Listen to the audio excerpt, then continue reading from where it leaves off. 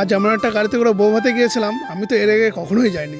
তো কি গাড়িতে গেলাম আর ওখানে গিয়ে কি কি হলো সেগুলো জানতে হলে ভিডিওটা পুরোটা দেখতে হবে। তো হ্যালো বন্ধুরা, আমি আশিস চলে আসলাম আবার একটা নতুন ভিডিও নিয়ে। যেহেতু আজ বৌভাত, তো ওই কারণে রেডি হয়ে চলে আসলাম গাড়ির কাছে। আর আজ যে বৌভাতে গাড়ি দেখে তো আমি অবাক হয়ে গেছি। তো এই প্রথমবার আমি এমন একটা গাড়িতে করে বৌভাত যাচ্ছি।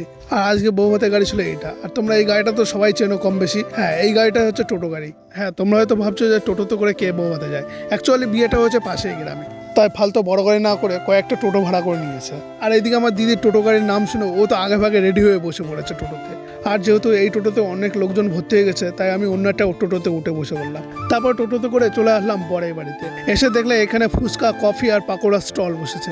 এখান থেকে এক প্লেট পাকোড়া নিয়ে খাচ্ছিলাম, আর তখনই আমার দিনমা রেগে গিয়ে বললো চল আগে খেয়ে নিবি। তাই পরিবারের সবাইকে নিয়ে খেতে বসে পড়লাম।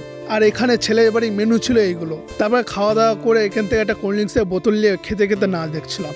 নাচ দেখতে দেখতে অনেকটা রাত হয়ে গেছে, এখন চলে যাবো আমরা বাড়ি।